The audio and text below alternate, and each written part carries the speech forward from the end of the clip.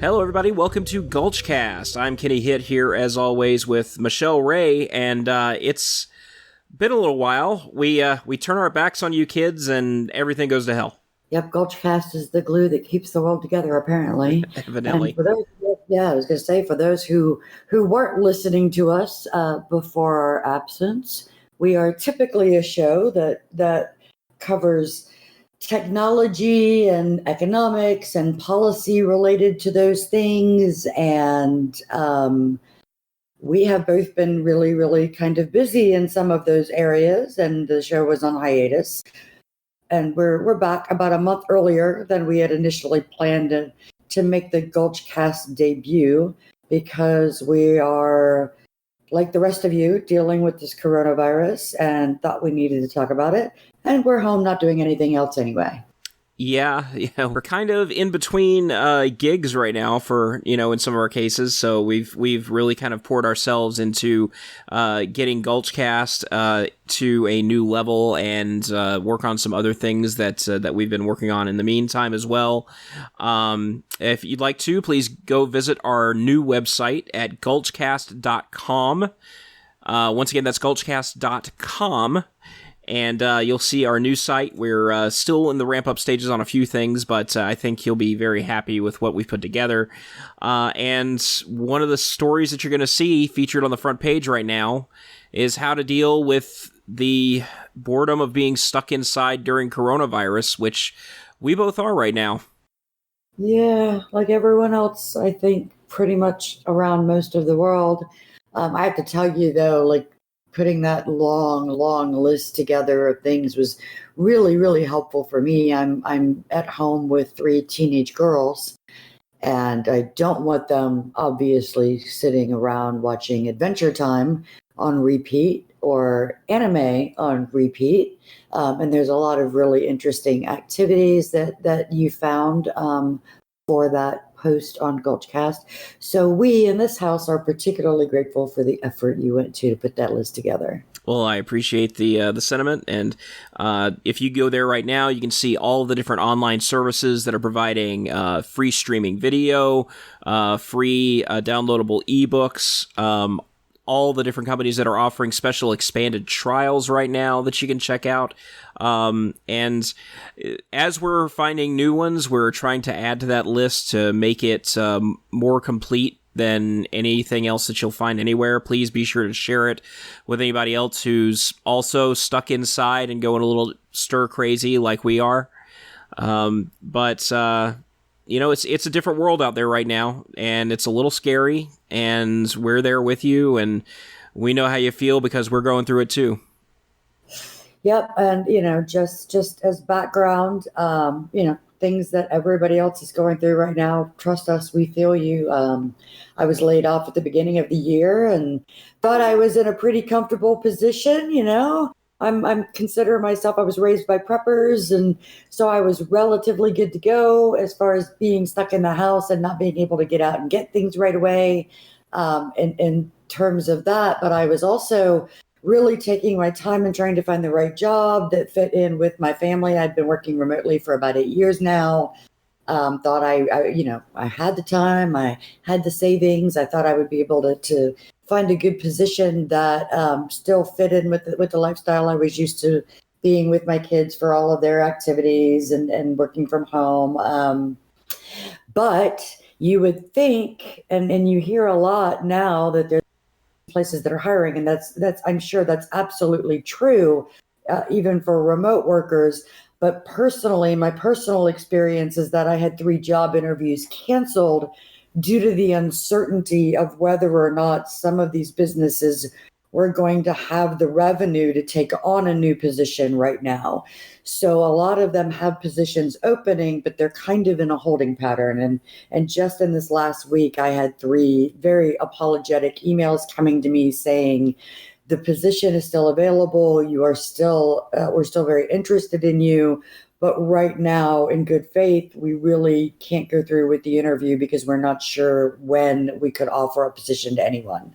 So that in and of itself is a little scary. I am in Texas, and my parents are 1,400 miles away from me.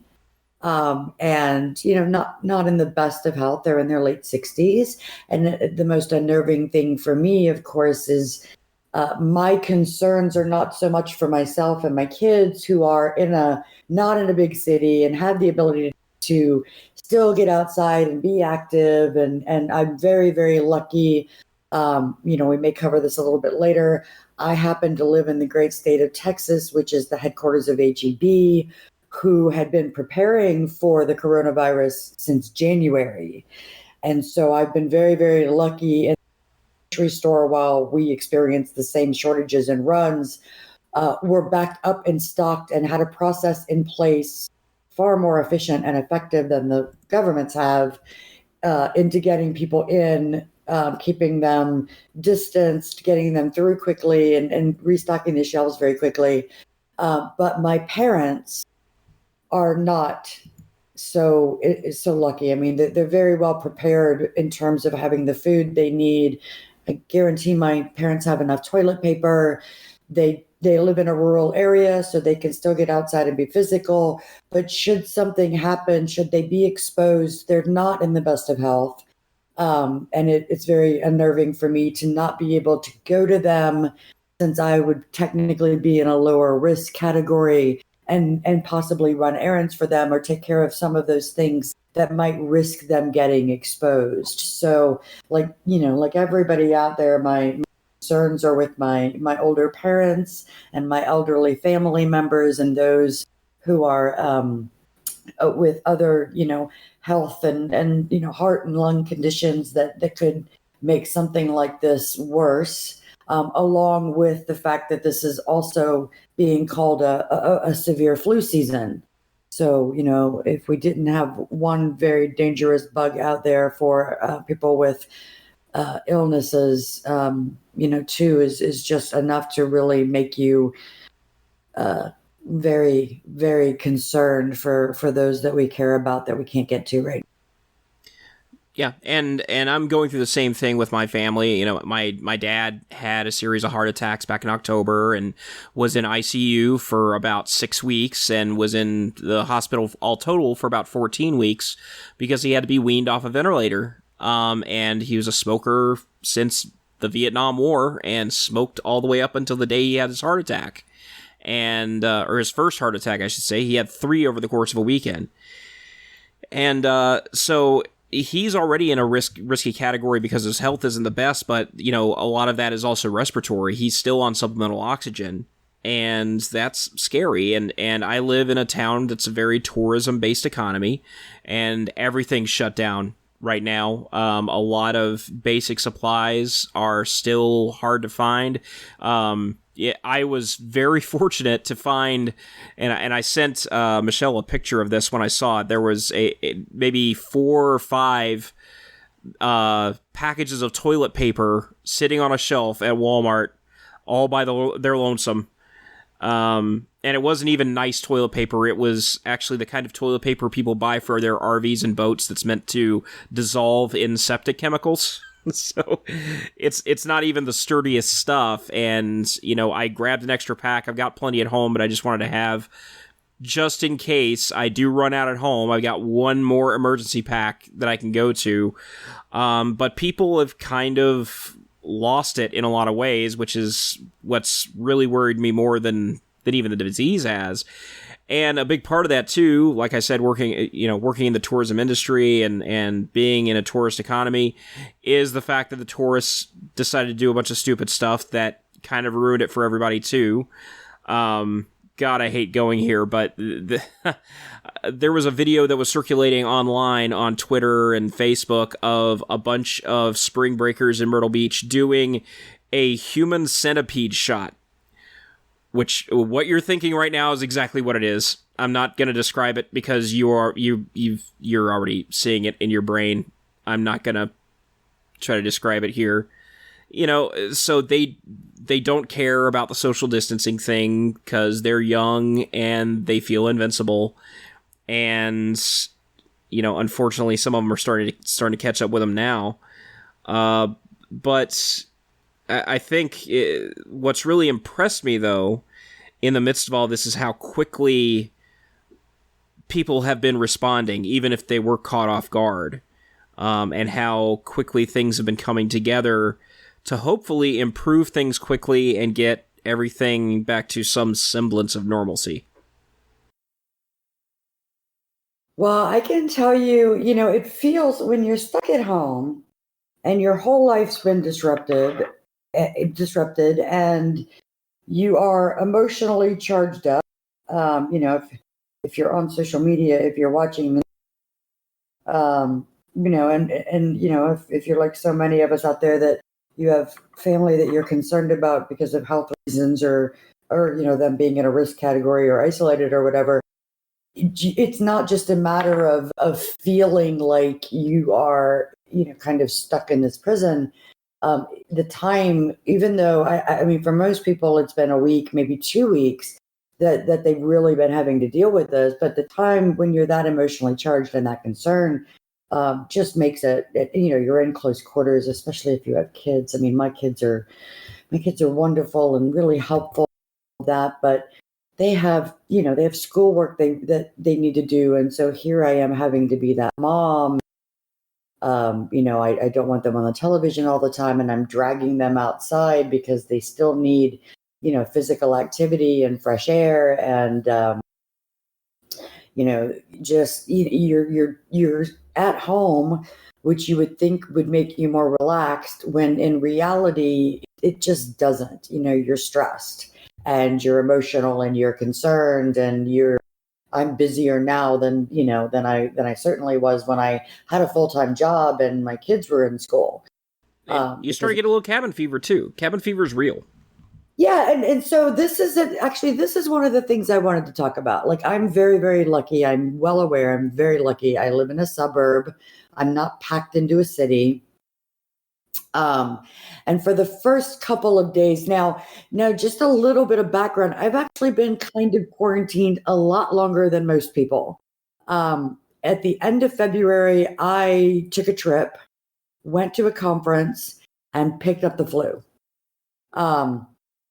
So I was miserable from the end of February for a week. And because I was really sick, I had, the kids stay at their dad's. So that was a week of me recovering from the flu. Right about the time I started to get over this whole flu thing and think, great, I'm going to see the kids again, is kind of when the first hints of real concerns about the coronavirus spreading in the United States started to hit. And it was also my children's spring break from school. And it was, spring break with dad. Well, of course, they had to cancel all of their plans. My oldest daughter was just set to go check out some colleges. They were going to go do some sightseeing at some, national parks in Texas. And they really wound up canceling all of their plans and sitting around. So, there's a week with the flu and then a week when I didn't have the kids, because they were on spring break. I was kind of looking for a job and still recovering from, being so sick on the flu. And then, of course, everything happened. My kids were out of school. They didn't go back after spring break. I didn't have to make the rush trip to the grocery stores. I was very lucky in that. So I'm actually at right about a month of being stuck in the house, quote unquote. But the reality is none of these things that are in place are stopping people from getting outside. And I know it's a lot more difficult if you live in a complex and you're in a city, but as far as I am aware, even the most stringent shelter in place orders are allowing for you to get outside and get exercise. So, going to, I don't know how things are in every other part of the country, but I can go up to one of the kids' schools and the track is open and the big wide open spaces. They've got, basketball courts and tennis courts, and some of that stuff is open. Our city parks are, the fields themselves are closed and the restrooms and all of that and the play equipment, but the tracks and just the open field space, the basketball courts, they're all still open.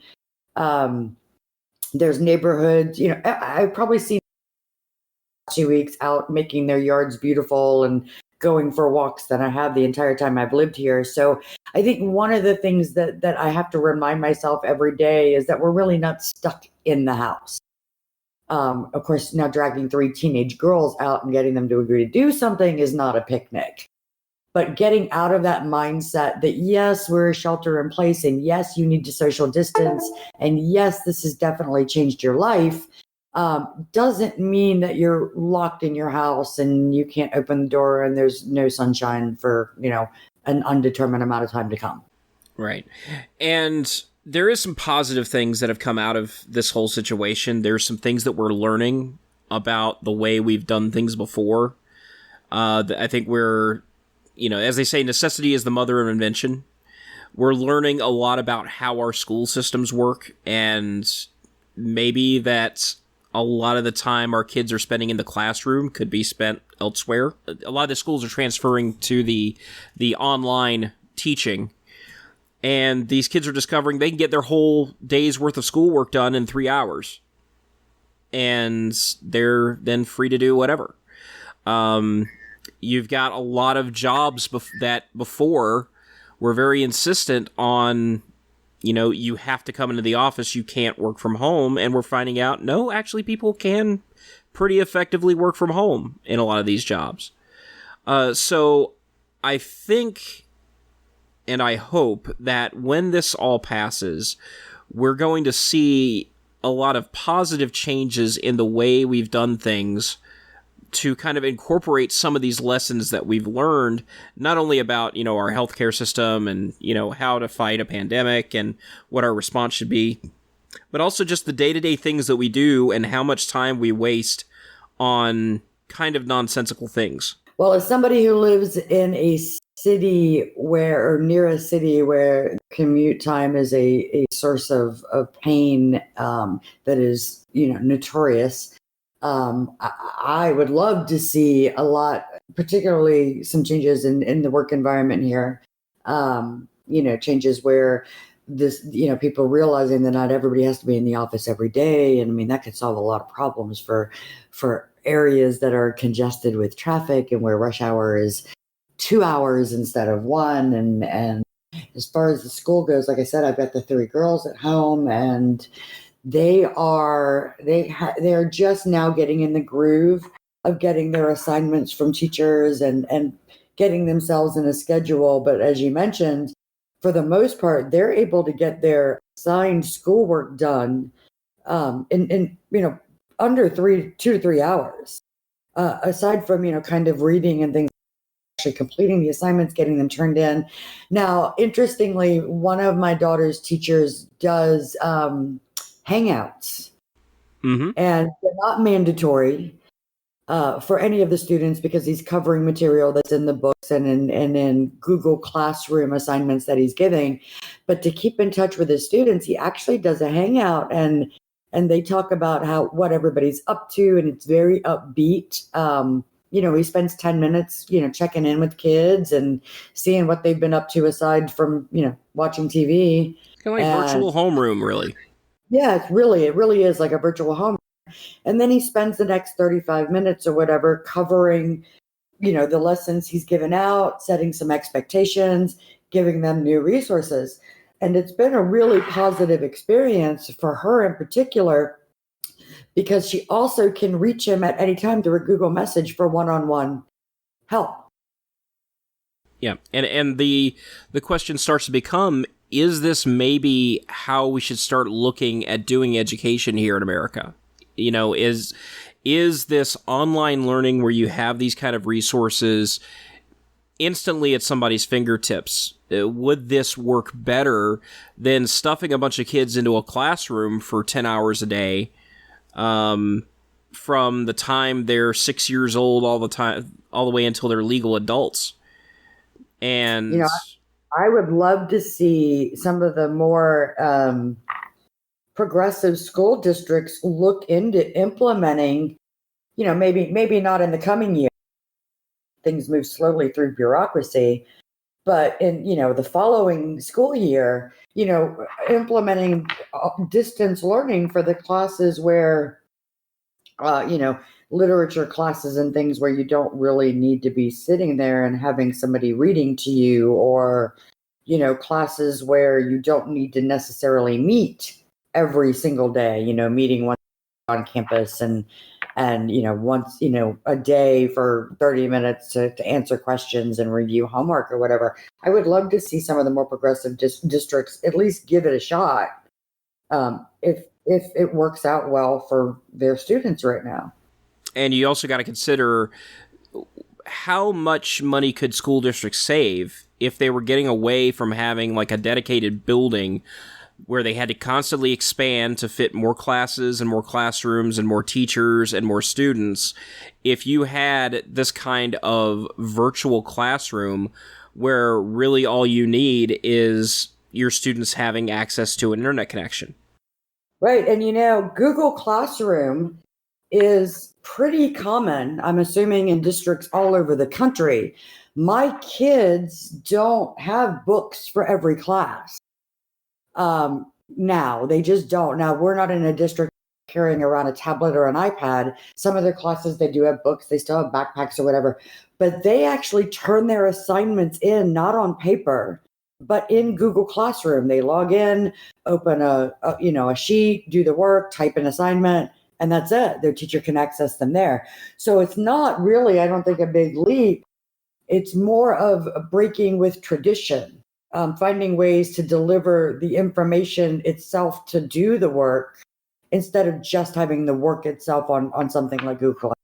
So I would be pretty excited to see if there are some districts that pick it up and try it out as a pilot program, or move some of their curriculum, strictly to online learning. Yeah. Now, one of my favorite movies is Apollo 13. I'm a big fan of U.S. history, especially back in the 1940s and 1950s, all the way up through the 60s, the atomic age here in America. So space movies, I absolutely love. Movies like Apollo 13, The Right Stuff, that is really right up my alley. When I mentioned Apollo 13, one of the big scenes in the movie is the oxygen scrubbers in the capsule malfunction. That's one of the many things that went wrong on Apollo 13's trip. And they had to basically MacGyver together an air scrubber with what they had in the capsule, like duct tape and the covers to their manuals and pieces of their spacesuits and all sorts of things. And we're seeing that now in modern day with the medical and the engineering response to the coronavirus. What I think one of the coolest stories to come out of this is MIT has put together an emergency ventilator that they could build for under $100 that uses an ambubag, which they have in pretty much every ambulance in America. They have them by the gross at hospitals all across the country. And, the whole point of a ventilator is to keep oxygen, air cycling through the lungs at a particular rhythm, and that rhythm could be adjusted. And that's hard to do with an ambubag. Well, they created this little gizmo that you can put the bag in the contraption, and it has this pedal or this piston that just pumps the bag, and you can fine tune it, and the whole thing costs less than $100 compared to the $30,000 that a full on ventilation system would cost. Right, and it's so. This is why you and I do this show.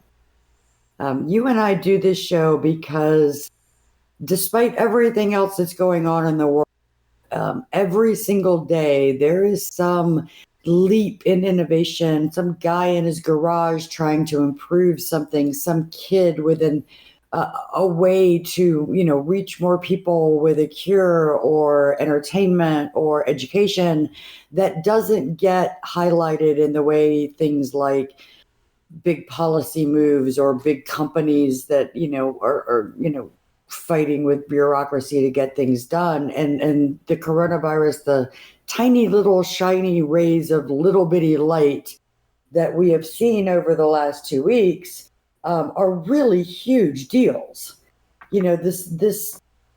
The stepping up and solving problems has happened in the tech industry, in the business industry, and while bureaucracy moves at a glacial speed to find funding for things and to dig respirators and ventilators and things out of storage that they totally forgot they had, and then seeing stories like the one you just mentioned, along with everything else that is coming out. I mean, one of the other things, the announcement today that Abbott Labs, has come up with a test that gives a result in as little as 5 minutes. Yeah, and if you want the detailed test, it only takes 15. You're talking about Right.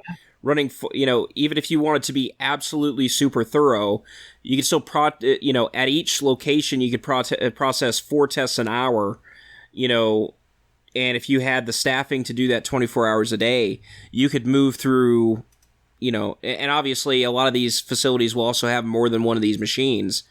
So you could potentially process a ton of this backlog. Right here in South Carolina, at the last update, I think we had somewhere on the order of about 1,800 tests still waiting because there was a chemical shortage for some of the reagents. So they had a backlog at the state health department and the private labs that are doing the coronavirus testing of about 1,800 tests that still had to be completed. And things like this, these pharmaceutical labs and these engineering labs coming up with faster ways to test, because testing is important. Now, it's not going to cure, and Michelle, you and I have had this discussion, but it is important for measuring what the impact of this is going to be, because I know the medical professionals who are running the country's response to this have been saying there are numerous different models out there that all vary greatly in the predicted severity of this. And if we're finding out that there's a huge population of people who are getting this and are asymptomatic, then that means this whole epidemic could be over a lot quicker than they're worrying it will be. Right. And of course, I'm one of those people who really tries to avoid headlines, and I'm digging deeper, and it's very, very scary if you're reading headlines that make it look like there are X number of confirmed cases and 10% of that number results in death. What's happening without the testing is there's been such a limited number of testing that there are, the actual number of legitimate active cases is certainly far greater than what's being reported. And if we have an accurate number of the reported cases, then the mortality rate, may go down drastically. And, that makes it, puts it in perspective as to, what kind of response we need to get out there. And it makes it far easier to determine who's more at risk, what areas are most at risk, what behaviors are driving, transference of this and contagion. And it almost feels like people said for so long in this country, sure, we have a disaster preparedness plan. Yeah, we got ventilators in stock, and we can test for this flu thing. And sure, we've tested for coronaviruses before. We know how this goes, but never really had an actual executable plan for when this hit. I mean, America's very, very, very into it can't happen here. And that's very true. It's that, we're a young country. We are in terms of nations and states, we are kind of college students at this point. And we have that, young and dumb and, feeling 10 feet tall and bulletproof.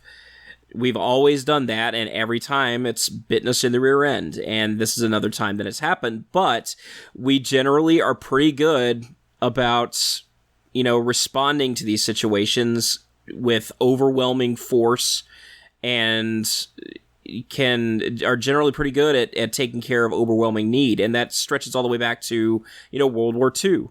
And coming out of a Great Depression to becoming the world's newest superpower. And it took a crisis to do that. Yeah, well, interesting. I hate being reactionary. It's the total opposite of being a prepper. Being reactionary is a total opposite of being a prepper. But for me, seeing things like the excitement that happens when I see the Abbott's 5-minute test, it's not just that they came up with this test. Abbott itself is producing 50,000 test units a day that they're going to be delivering beginning next week. Now, this is not something that was done through bureaucracy and government planning and disaster management. Abbott Labs is a huge pharmaceutical and medical research company. They are the ones equipped to develop something like this, test it, and produce it quickly. And really, the fascinating thing for me isn't that a company like Abbott Labs could come up with this, have a plan in place to produce it and distribute it quickly. It's that the FDA granted emergency authorization immediately. Abbott Labs announced that they had a test in the works on March 18th.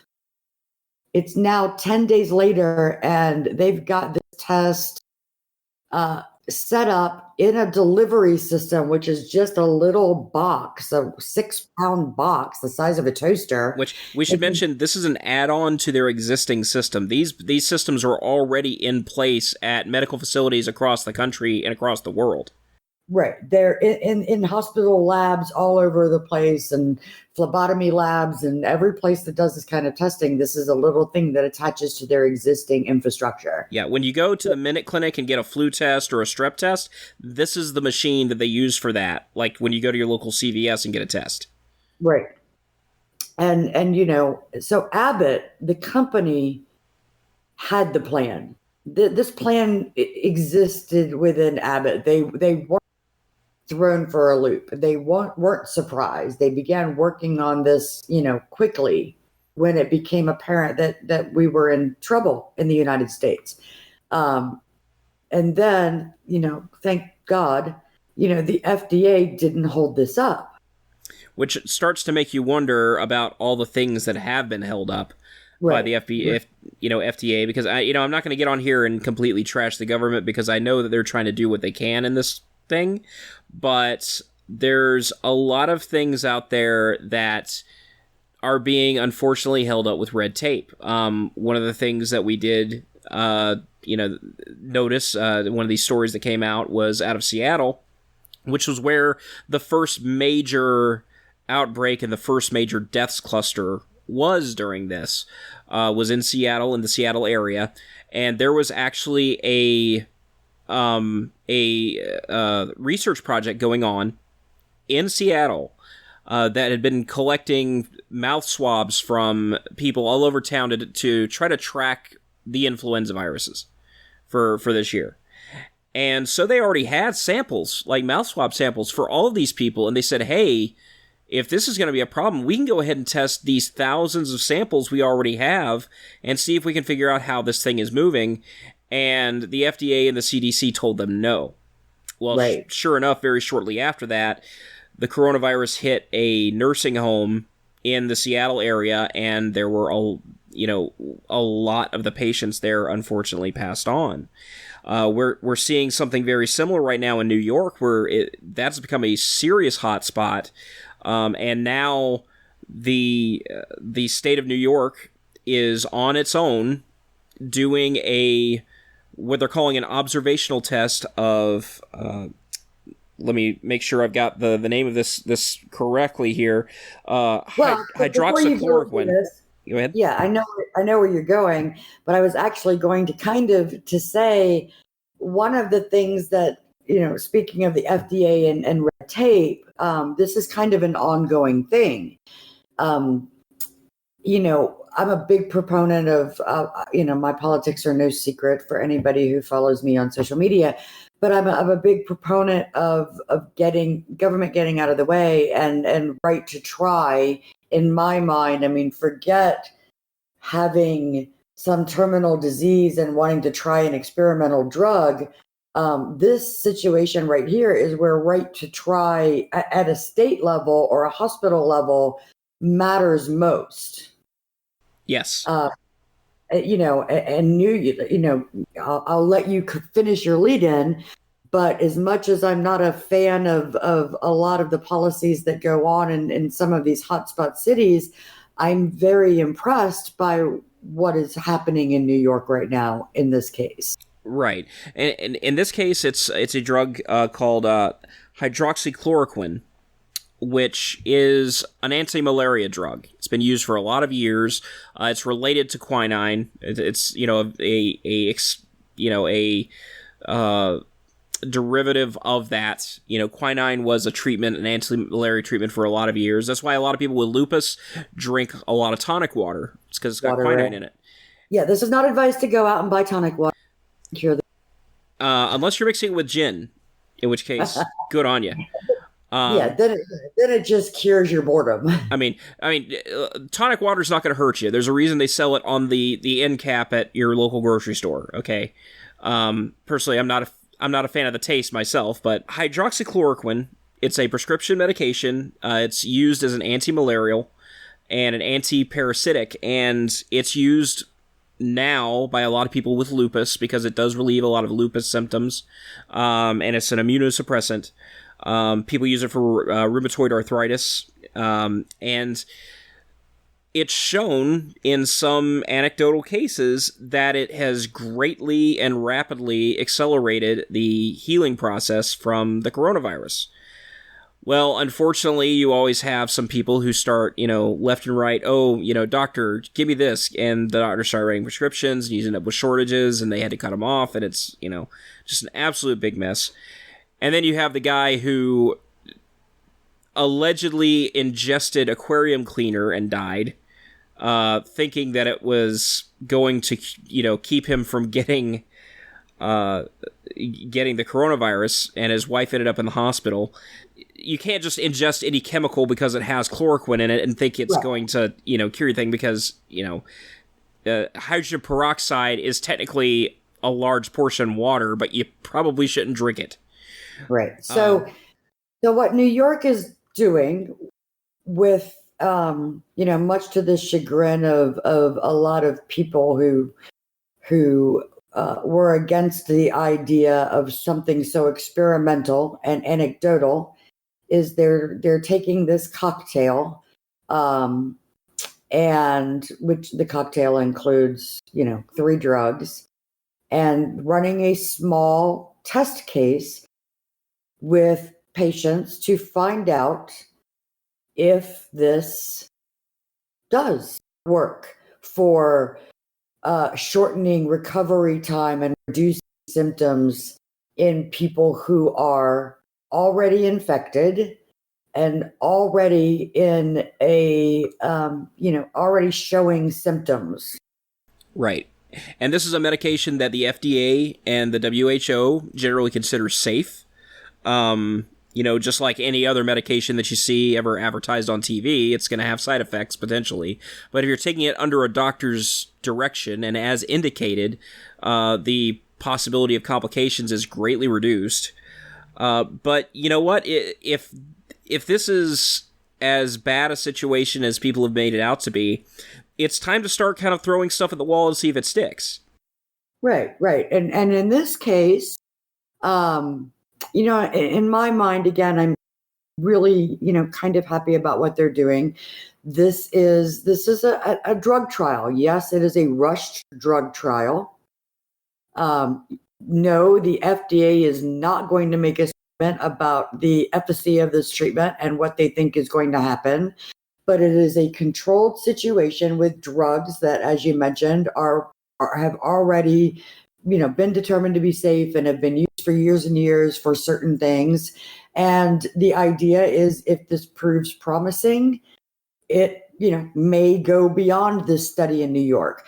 And if it doesn't, at least we tried something. At least somebody tried something while we wait, because an immunization, a cure for this thing is, months, maybe a year, maybe 18 months away. And to sit around and watch this spread and watch people lose family members and, lose, we're talking, families are kind of being torn apart by this. To not do anything seems very, very anti one of the most innovative countries in the world. And so for me in particular, it's good to see this.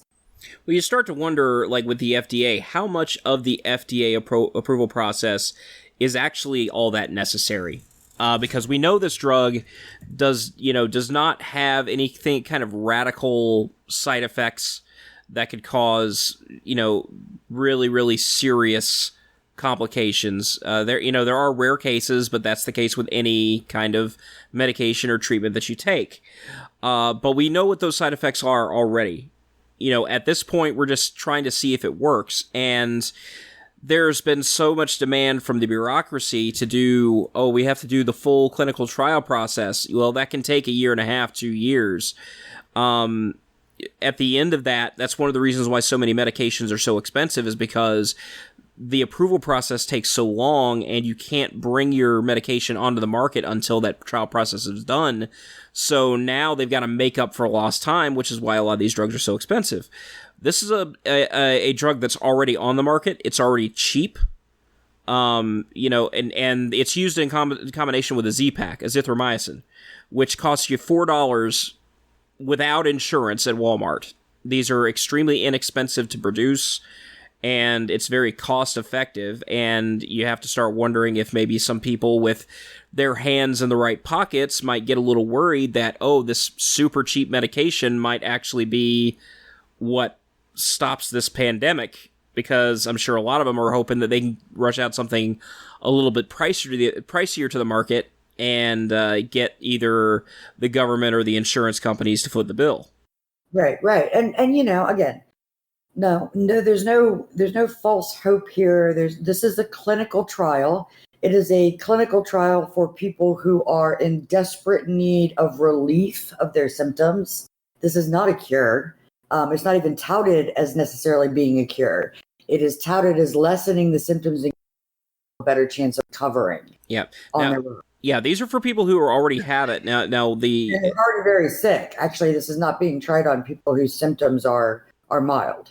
Right. I'm very hopeful that this trial goes. There's been a lot of anecdotal evidence that this particular cocktail of anti-malarial drugs plus the antibiotic has done really well in the field.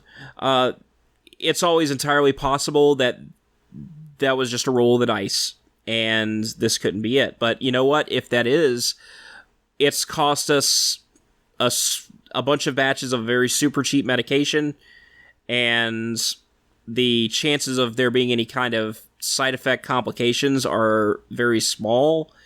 So what have we really lost if it doesn't work? What have we got to lose? Right. And so... and this is a virus that in most cases is out of people's systems in about a week, at least in terms of symptoms. You're still contagious for another week on top of that. But that's interesting. I kind of want to talk about that. Hearing this, it's on the CDC's website. My local county government says cases who are testing positive are quarantined. Locally, my local website says these people are quarantined until they're 72 hours fever-free without medication. Right. Now, this was before the lockdown, of course. But my guess is this is based on, whatever they've seen over the last couple of months. Because really in the U.S., yes, it was in January up in Seattle and then early February. But the reality is we didn't start seeing this to the point where there was a lot of attention on it until late February, early March. So we're talking less than a month of history. And of course, whatever's being shared elsewhere. But globally, China, let's forget their information and their data. Information from other places is still also relatively new. So this whole, 2-week thing is, it's smart, it's common. If you've had the flu, if you've had, bronchial pneumonia, whatever, anything else that's viral, there is obviously a window where you're contagious. And usually it's when your symptoms are at the worst, you're most contagious, but we all know that you can be asymptomatic and be contagious.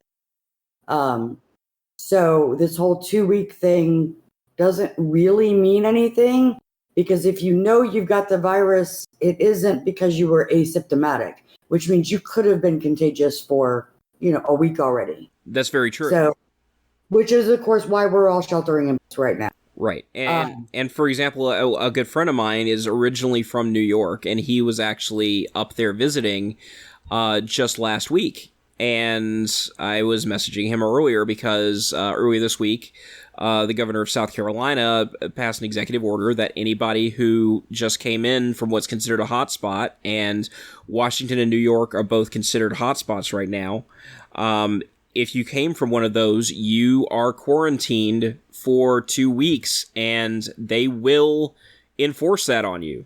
Right. I'm not sure exactly how they're planning on doing that, other than, looking at flight manifests and things like that and saying, okay, you're getting off this flight, you stay your butt home, and if we find out you've been out, you're getting ticketed. Right. Well, there was a guy in Kentucky who tested positive. He was not really feeling all that bad, but he did test positive, and he was told to stay home, or I don't know, whatever happened, he didn't. And somebody reported him to the local police, and a judge ordered that he was to be watched in his home. So they had police presence outside of his house 24/7 until he agreed to cooperate. So obviously there are measures that states, cities, counties or whatever willing to take, and they're taking this very, very seriously. If you think you're sick, if you think you were exposed, don't go out. Don't expose other people. But closer to home, and closer to the information we're talking about now, is another incredible innovation. Apple partnered with the CDC to create an application and a website to keep people up to date with the latest information coming from the CDC, to answer the most common questions about testing, about symptoms, about when you should visit your doctor, about, what to look out for that might mean a more fast progressing case. And they've updated Siri with this information, but they've also got an app that allows you to find out if someone near you or how many cases are in your area, or allows you to report if you are symptomatic or are tested positive, without actually putting in or releasing any private or personal information, so that people in your neighborhood and your community would be able to tell if they're around people, close to people who have tested positive, without knowing it's you. So you're volunteering this information for benefit, but still able to protect your privacy. This is, I don't know if you've had a chance to go look at the website or whatever yet, but it's extremely robust. It's extremely legible and easy to use, and kept very, very up to date. So this is, again, an innovation that is useful to the everyday person right now, that I think relieves some burden on people who are implementing disaster preparedness and trying to make sure that needs are met on the medical and food front. And one of the important things of that app, in this time when testing is still kind of at a premium, it's interesting how the entire, NBA could get tested, but, your granny and papa can't do it. It's important in times when you don't have the testing materials or necessarily the treatment facilities available quite yet, to be able to gather that kind of information very quickly. This is important data mining information, because the CDC is going to be looking at this app and saying, okay, all these people are self-reporting symptoms, so we can start kind of tracking without them having to take the time to go to a doctor or an urgent care or anything like that and potentially spread the virus. This is an easy way to report, okay, somebody here has symptoms. Here's how many people are in their household. We're starting to get an idea of what the spread pattern is. And that's a very important analytic information when you're fighting a disease.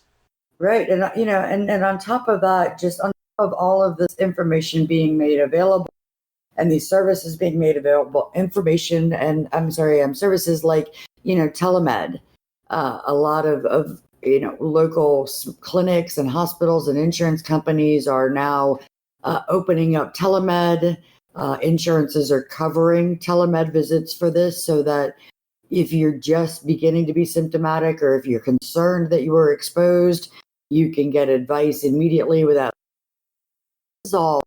This is all technology. This is all innovation. This is not bureaucratic infrastructure. This is a lot of this infrastructure is being used as directed by governments or local community governments, cities, whatever. But this is all innovative technology that has been being developed or being redirected to provide data and information sources to everyone, from government to the CDC to hospitals to the everyday person. I think that is what is so incredible about watching all this innovative, all of these resources being directed to solving problems right now. I mean, this is just incredible to watch. Yeah. And I'll tell you something else that's incredible. Another little bit of positivity here. I'll tell you who have been some awesome heroes in all this, and that's makers. From the ones in Italy who were making replacement valves, like temporary replacement valves for their ventilators there, because there was a short run from the manufacturer, to the ones here in the U.S. who are making facial shields for doctors and nurses, so that, if there's any kind of, coughs or anything like that, it'll hit the shield and not hit them in the face and potentially infect them as well. They've been doing a remarkable job. Well, and let's not forget the distilleries and liquor producers who shifted to producing hand sanitizer on a dime. Yep, we've actually got one of those here, 1233 Distillery here in South Carolina. You can actually go and bring your own bottle, and they will dispense hand sanitizer to you, which is pretty awesome. And then, of course, it's interesting. The everyday average person can use DoorDash or Uber Eats or Instacart and have meals delivered to them, and that's a convenience, and it helps support local businesses. But those apps can also be used to deliver meals to people in need. So you can actually buy gift cards for DoorDash and send them to people who either don't necessarily have the money or the resources to be able to order this. And not only are you supporting DoorDash in this, not only are you helping out people who may not have the means to have these kinds of meals and foodstuffs delivered, but you're also supporting your local businesses that are not able to run the volume that they normally do, so they can staff they normally do as well. Yeah. Unless you're in California, in which case you're kind of screwed. Thanks, AB5. Yeah. But we're not going to go there right now because trying to stay positive. Right. We're going to end this show on a positive note, even though we're all stuck inside for the duration. But help is on the way. And I'm not talking about that stimulus thing that just got passed. I am talking about the people and the innovators, creators, big and small, who are directing their ingenuity, time, and energy to making life safer and cutting this thing as short as possible for the rest of us. And that is why we do Gulchcast. Yeah. The private sector is making moves to make things better. Yes, we've all been to the grocery store. We've been out of hand sanitizer and out of toilet paper and out of disinfectant wipes, but what that means is that the people who make those things are ramping up production drastically, and so all this stuff will make it back on the shelves sooner than you know. It's already starting to show back up in a lot of markets. That's right.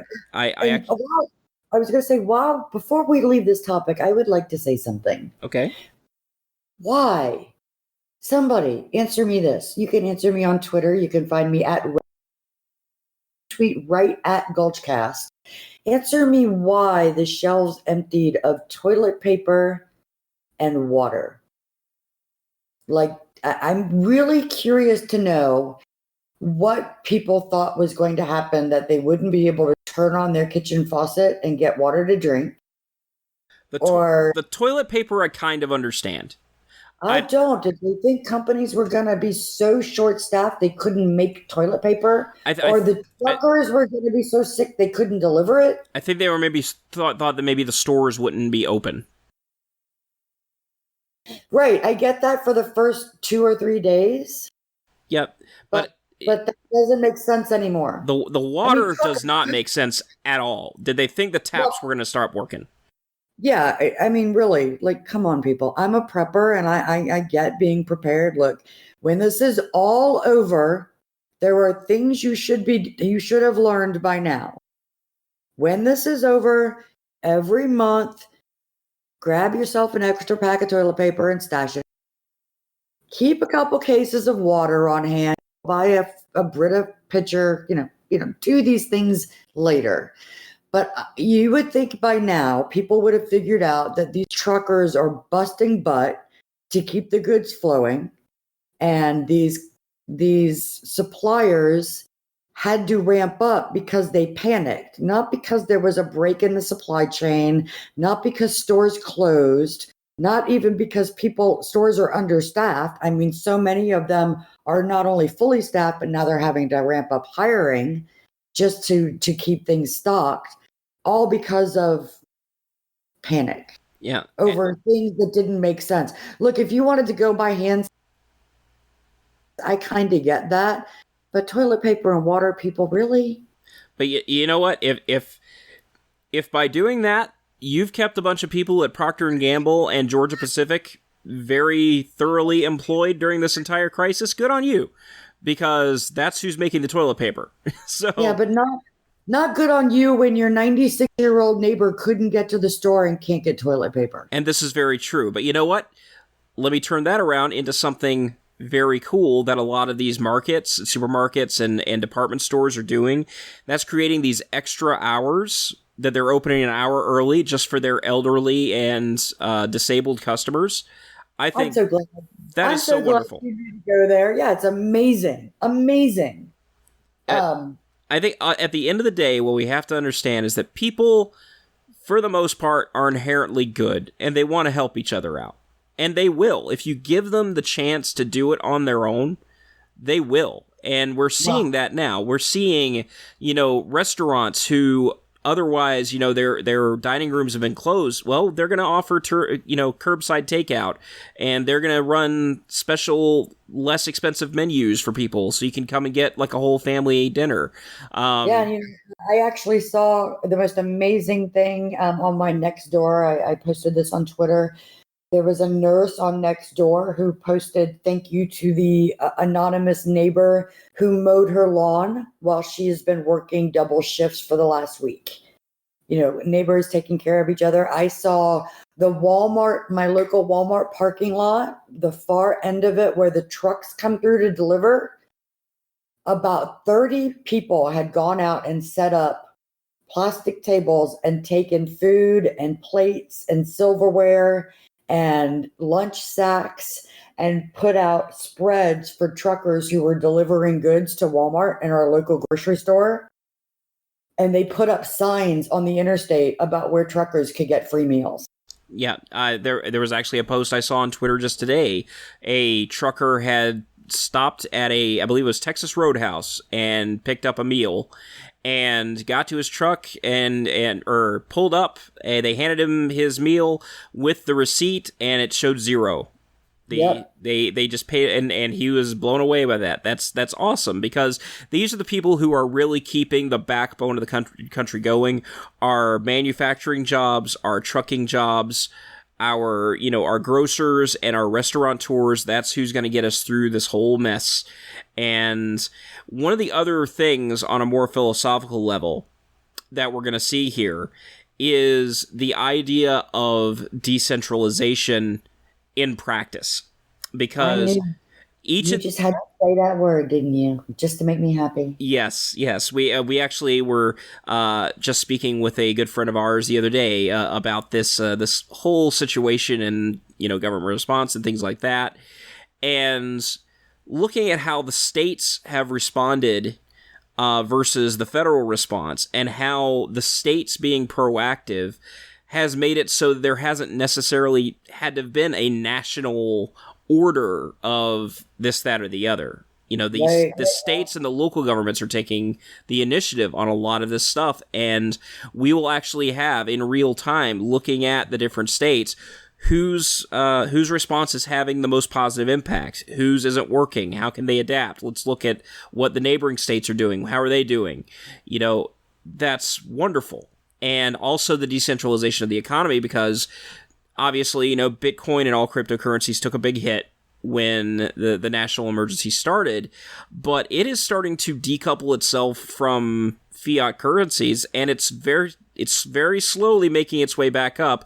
It's been a little shaky, but it's on a generally upward trend, and that's pretty awesome. It is. It's actually phenomenal, and you know, I'm not going to take too much time to talk about this, just because this is my passion, but it's interesting. I had a lot of people, I'm a huge crypto advocate, as a lot of people know, Bitcoin in particular. I had a lot of people send me private messages and DMs and say, okay, how come Bitcoin went down when all of this happened? I thought it was supposed to be a hedge against something like this in case people couldn't get their money. And the answer is, for the exact same reason that people went to the ATMs is why they sold their crypto. It was, you know, a liquidity crunch. People wanted cash on hand, because not everybody does accept Bitcoin. And if you're going to buy toilet paper from a neighbor, you're not going to necessarily talk them into getting into Bitcoin right then. So the downward spiral wasn't necessarily a distrust of Bitcoin or cryptocurrencies and their utility or their value, so much as it was the same as people selling off stocks and people running to the bank and emptying ATMs, which thank goodness didn't happen, you know, widespread. It was just people wanting to have cash on hand. It's just a liquidity crunch. And now that fear has kind of passed, in a lot of cases, the people that were into Bitcoin because of the value, because, you know, the decentralization and the fact that it is naturally decoupled from the US dollar, are still hanging in there, and the upward trend means that they still see that value in there. Obviously, I am one of those people who is very thrilled to see that. The fact of the matter is, there's no such thing as a crash. You can only convert to a buyer's market. That is very, very true. And if only I wasn't unemployed, I would be buying Bitcoin right now. That is not financial advice, by the way. That's just what I would be doing. Nope. You know what? If people start buying Bitcoin, guess what? The price is going to go up. So encourage your friends, because that's what's going to do it. It's all supply and demand. Because as we all know, Bitcoin does have a hard cap. Oh, that's right. There will never be more than 21 million Bitcoin. Get yours now before they're gone. Yep. Just kidding. There you go. But that is something that's very important to consider, is because we had a microeconomy decoupled from every other national currency around the world, and whereas all these other economies are starting to have some trouble, Bitcoin is bouncing back. And, you know, Litecoin is bouncing back, and Ether is bouncing back. All the cryptos are bouncing back because they are independent from whatever is happening in any particular nation. Well, you know, there's not unlimited printing of most of these cryptocurrencies. And I can, you know, if somebody does accept Bitcoin, I can do that without, you know, having that intermediary. And just as a little one more further plug for Bitcoin, a lot of people are thinking, well, there's no utility, I can't use it. But the reality is, I can buy gift cards for everything you could possibly want. You know, I can use my Bitcoin at Amazon. I can use my Bitcoin at DoorDash. I can use my Bitcoin at Texas Roadhouse, at Burger King, at Taco Bell. I mean, there's even MasterCards you can get, which we didn't even get to talk about your experience at the conference out in Vegas. And you managed to get me one of these, and it was so cool. There's a Bitcoin powered MasterCard debit card that on the fly, when you make a debit with it, automatically converts from your pool of crypto into whatever currency you've got. Yeah, it's pretty amazing. Obviously something I was pretty excited to see is as I am an adopter and an ambassador and an evangelist more than I am an investor.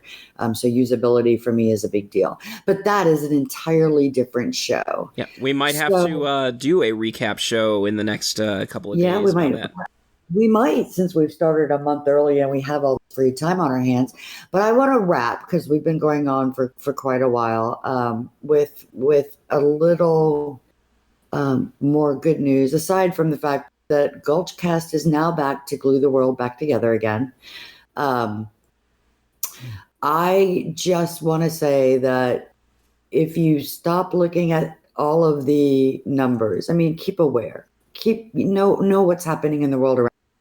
Use trusted sources of information. Don't look at clickbait headlines, but Apple's got this app out now and this website now. The CDC is out there. Look to your local leaders. Most of them are accessible and doing fabulous jobs at keeping their communities updated. But also, look around your community and see if there are ways you can step in and help. If you can go deliver meals to truckers. I actually found a couple of old laptops that I am spending this weekend cleaning up so that I can get to my local school district because they're distributing them to children who don't have laptops and don't have devices at home for distance learning. Find out if there are any of your elder care field or essential businesses who need help with outdoor landscaping yard that don't break landscaping work that doesn't break the social distancing rule, and offer to help, step in and help them where you can, because really you're not doing anything else. Sure. So make the world a better place. And if you are like so many other people, and some of us as well, if you're having some job issues because of this, check with your grocery stores, check with your big box retailer stores. A lot of them are hiring right now. If as long as you're healthy and are able to get out and about, because people are going to be doing a lot more shopping in those right now until this crisis is over because of the lower prices and the abundance of supply. A lot of them are seeking extra help to make sure that things get unloaded off the trucks and get put in the warehouses and make their way out on the floor and onto the shelves. They need extra hands for that. So this go drive at Instacart, go drive at DoorDash. They're all hired. Go drive for Amazon. They're all hiring as well. Yeah, Amazon actually is high. If you are anywhere near an Amazon distribution center, they are hiring an oodle of people at very good rates right now. So in any crisis, there is also opportunity, and you can take advantage of it, and it can help the economy get back on its feet by helping it shift in a new direction, which is what a lot of what we talk about is about. It's about finding new innovative ways to grow our nation and our economy and our world. Yeah. So for our listeners, are we back? Are we back, or are we just bored and doing a show? Hopefully a little bit of both. But, we are making some new improvements to the website. As I said earlier, Gulchcast.com is our new web address with the new website. We've got some great hosted shows we're going to be bringing you now that are part of our family. We've got Law Stories with James Skiles. We have a show that I'm hosting with my friend Beatty. It's called The Queue, and it's actually a show about theme parks, which, they're all closed right now, but they'll reopen. And so we talk a lot about that and more pop culture entertainment type of stuff. We have a lot of fun with that. Also, our friend Tatiana Moroz, we're going to be hosting one of her shows as well. And our good friends, and we're not even being paid to say this, even though they do pay us occasionally because we do work for them sometimes. Our friends over at Edge, who do their live Q&As on Fridays. You definitely want to check those out. They do them on Fridays at noon Pacific, 3 Eastern. although they've been on a little bit of a hiatus the past 2 weeks because, of course, their office has been shut down. Everybody's been kind of working from home. But they do their best to keep everybody up to date on what's going on in the crypto world and new innovations and new happenings. And they always like to talk about the new versions of their Edge Wallet app, which we both wholeheartedly endorse, not only because we do work for the company, because it's a damn good app. Well, like I said, check in with us on Gulchcast.com for all the new stuff that's coming your way. We will be back with you soon with hopefully more good news coming out of the world of technology and economics and freedom and all that good stuff. So, for Michelle, you have anything else with us? Nope. Stay safe, stay sane, stay home. All right. Well, I'm Kenny. Thanks for joining us. Have a good day. Gulchcast is a 1ACast media production. For more information on Gulchcast, visit our website at gulchcast.com. For questions or comments, please email us at info@gulchcast.com. Follow us on Twitter, Facebook, Instagram, and Minds at username Gulchcast. The opinions expressed by hosts and guests are their own and do not necessarily reflect the views of 1ACast Media or its broadcasting partners.